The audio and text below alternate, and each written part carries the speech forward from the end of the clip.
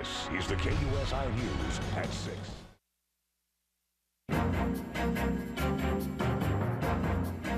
Well, the country is going over the fiscal cliff. The House of Representatives announced today that it will miss the midnight deadline to vote on any fiscal cliff legislation it may get from the Senate, but it will be voting on other bills. Here's the latest tonight from KUSI's Steve Bosch in the newsroom. Steve?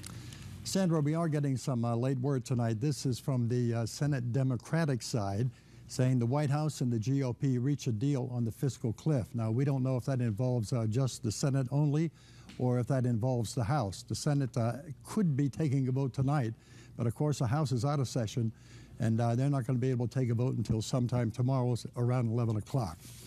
Now, if that falls through, later Congress could still pass legislation retroactively to block the tax cuts and spending cuts to sort of soften the blow.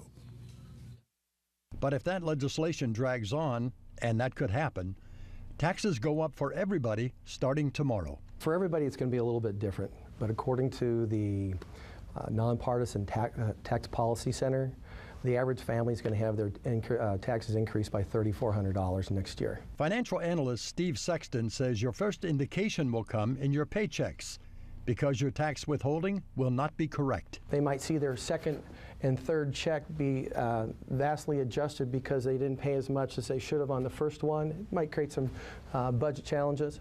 And your refunds may be delayed or even wiped out.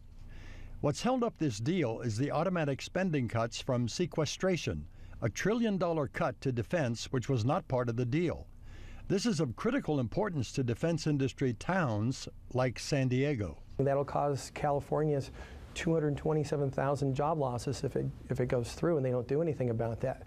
Now, San Diego, that's really significant because you have 1 in 5 people living in San Diego that are working in the defense industry. President Obama tried to move negotiations along with a campaign-style event earlier today, pushing the tax hikes and criticizing Republicans. My preference would have been to solve all these problems in the context of a larger agreement, a bigger deal, a grand bargain. But that deal fell apart. Obama retreated and left it up to the Senate and took sequestration off the table.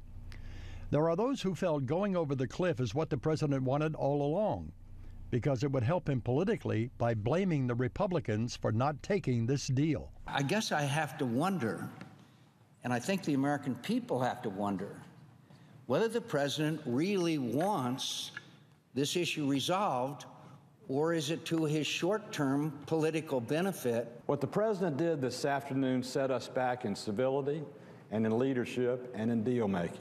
The Senate deal included tax hikes on people over the $400,000 range, the estate tax to 40% from 35%, and unemployment benefits would continue for a year, along with several tax credits. So whatever happens, Congress can pass legislation to retroactively block the tax increases and the spending cuts, but when is, well, I guess anybody's guess. Steve Bosch, KUSI News.